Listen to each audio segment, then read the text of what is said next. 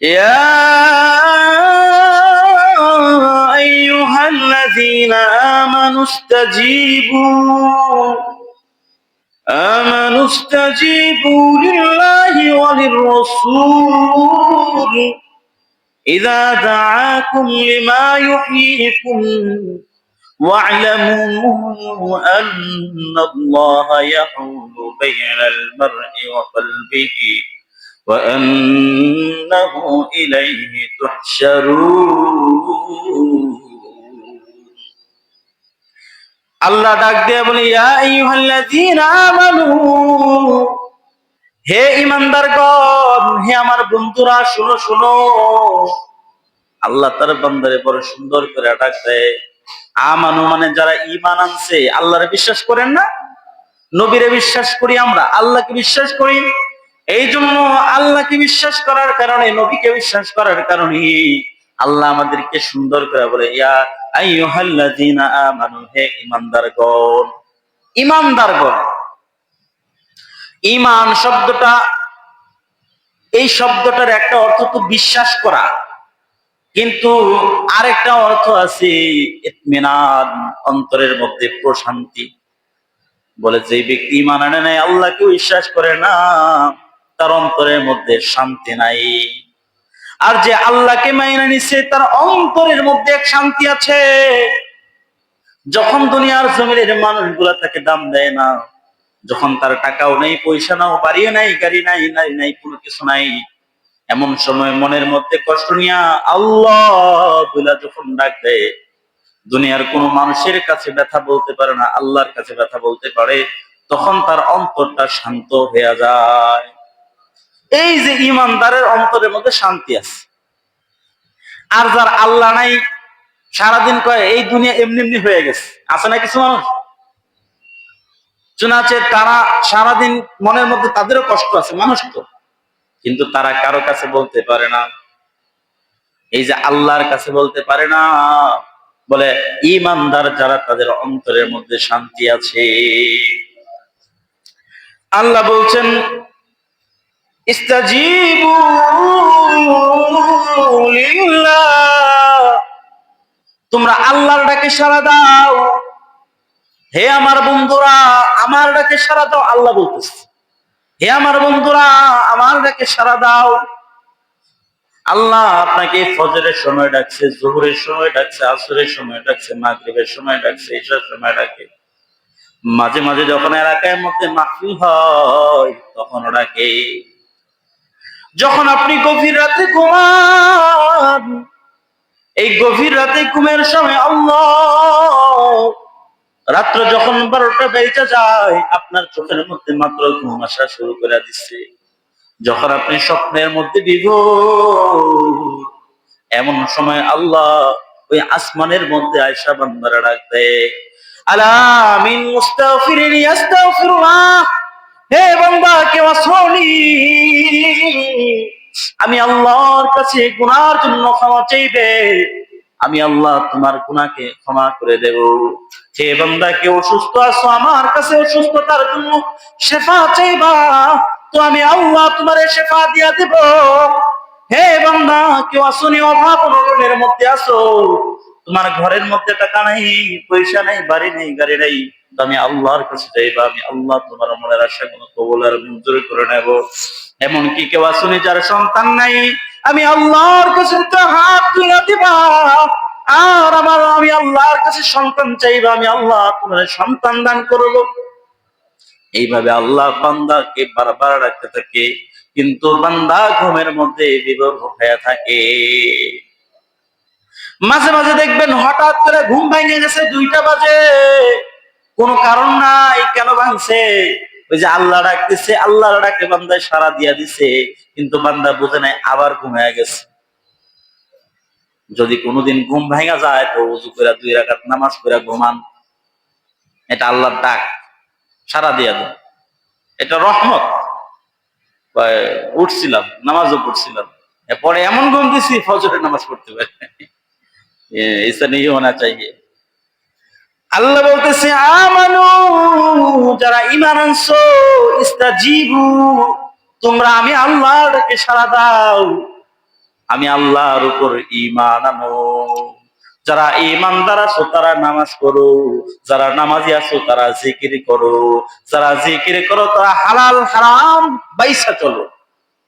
আর যারা হালাল হারাম বাইসা চলো, মানুষকে কষ্ট দিও না। আর যারা মানুষকে কষ্ট দাও না, তারা মানুষের সাথে সালাম বিনিময় করে। আর যারা মানুষকে সালাম দাও তাদেরকে খাবার খাওয়াও। আর যারা খাবার খাওয়াও তারা আরো নেক কাজ করো, সন্তানকে মানুষের মতো মানুষ বানাও। অর্থাৎ আল্লাহর যত হুকুম আছে সবগুলো মানো। এটার মানে ইস্তাজিবু, আমি আল্লাহর ডাকে কি দাও, সাড়া দাও। ওয়ালির রাসূল, রাসূলের ডাকেও সাড়া দাও। নবীজি বলে, এই উম্মত, আমি নবী আসছি তোমাদের জন্য বার্তাবাহ, আল্লাহর পক্ষ থেকে আসছি।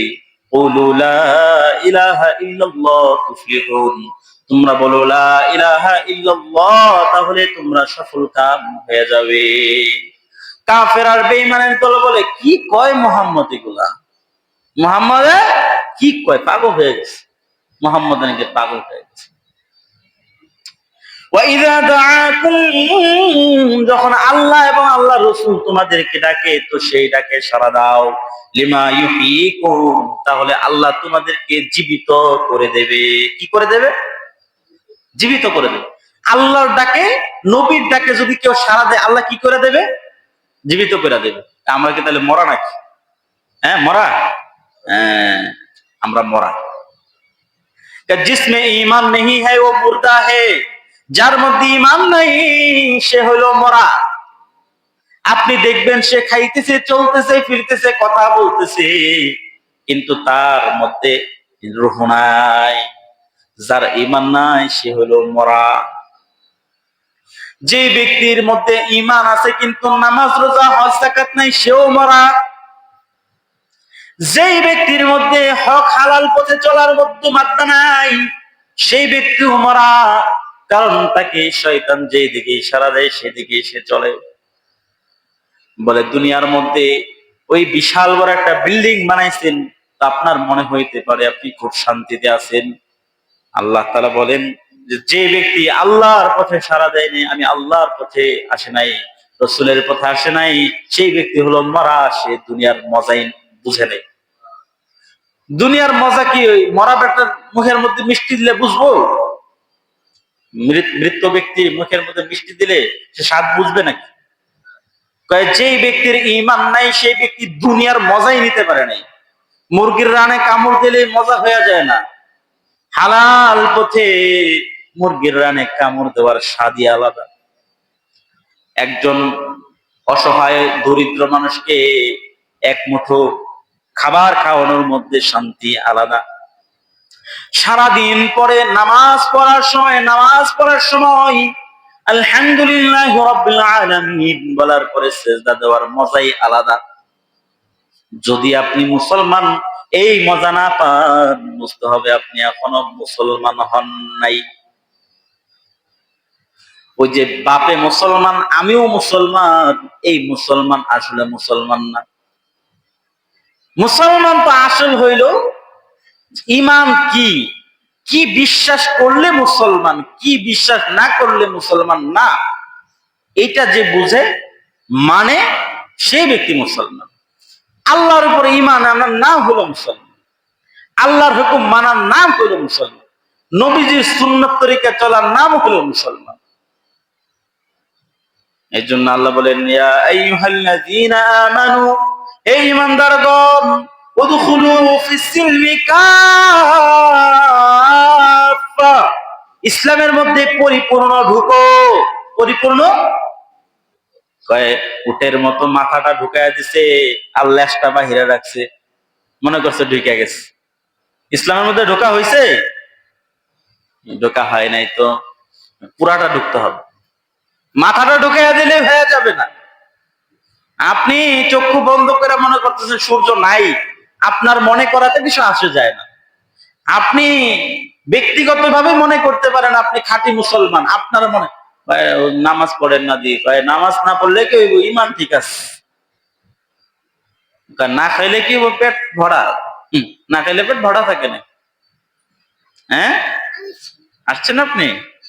হ্যাঁ, মাশাআল্লাহ, যান। তো ইমান, ইমান আনতে হবে। কি আনতে হবে? ইমান আনছেন নি আপনারা? সবাই বলেন লা ইলাহা ইল্লাল্লাহ মুহাম্মাদুর রাসূলুল্লাহ সাল্লাল্লাহু আলাইহি ওয়াসাল্লাম। প্রিয় ভাইরা, এজন্য পরিপূর্ণ ইসলামের মধ্যে ঢুকতে হবে। ইহুদিরা উট খায় না, কি খায় না? নবীজি যখন মদিনার মধ্যে গেছে, মদিনার মধ্যে যাওয়ার পরে আব্দুল্লাহ বিন সালাম একজন ইহুদিদের রাহবার ছিল, ইহুদিদের বড় পণ্ডিত ছিল, আলেম ছিল, ইহুদি আলেম। কি আলেম? ইহুদি আলেম। নবীজি যখন মদিনার মধ্যে গেছে, মদিনার মধ্যে যাওয়ার পরে এই ইহুদি যা মুসলমান হয়ে গেছে, সুবহানাল্লাহ বলেন। মুসলমান হয়ে যাওয়ার পরে কুরবানির ঈদ আসছে। কি আসছে? কুরবানির ঈদের মধ্যে সবাই ওট জবাই করে ওট খাইতেছে। তো সে ইহুদি থাকাকালীন তো উট খায় নাই, এখনো তার জানি কেমন কেমন লাগে। সাধারণভাবে একটা হিন্দু মানুষ গরু খায় না, দেবতা মনে করে। তো হঠাৎ করে যখন মুসলমান হয়ে যায়, তার মধ্যে একটু অন্যরকম ফিল আসতে পারে, অসম্ভব না। আর যারা খাঁটি মুসলমান হয়ে যায়, এরা তো খায়, কিন্তু একটা ভাব আসতে পারে। তো তার কাছে এরকম লাগতেছে যে উটটা আসলে খাওয়া ঠিক হবে না, কেমন কেমন জানি লাগে। আল্লাহ আয়াত নাযিল করে দিয়েছে, ইয়া আইয়ুহাল্লাযীনা আমানু উদখুলু ফিস-সিলমি কাফা। হে ঈমানদারগণ, যারা ঈমান এনেছো, তোমরা পরিপূর্ণভাবে ইসলামের মধ্যে ঢুকে পড়ো। এই মিয়া, গরু খায় না দেখা, উট খায় না দেখা মুসলমান হয় না এখনো। আর আপনি তো ফরজ নামাজই পড়েন না। পার্থক্যটা বুঝছেন? বিচারা কি খায় নাই? ওট খায় নাই, এই জন্য মুসলমান হয় নাই। সাধারণ একটা বিষয় না। আর আপনি আমি ফজরের নামাজ পড়ি না, জোহরের নামাজ পড়ি না, আসরের নামাজ পড়ি না, মাগরিবের নামাজ পড়ি না, মনে করে এটা হুজুরদের কাজ। প্রত্যেকটা মুসলমান এক একজন হুজুর, প্রত্যেকজন মুসলমান কি এক একজন হুজুর। এখানে আলাদাভাবে কিছু নাই। আপনিও মুসলমান, আমিও মুসলমান। আপনার আর আমার মধ্যে কোনো পার্থক্য নাই। ইসলামটা আমার বাপদাদার ধর্ম না, বা বাপদাদার সম্পত্তি না। এটা আপনারও সম্পত্তি, আমারও সম্পত্তি। তো আমার উপরে চাপাই দিলেন কে? ইমাম সাহেব নামাজ পড়তেছে, আমাদের লাগবে না, এরকম কেন? আপনার যদি এটা সম্পত্তি হয়, তা আপনি আপনার সম্পত্তি দেখাশোনা করেন না কেন? শোনাচ্ছে যে অটো চালায়, অটো দেখে।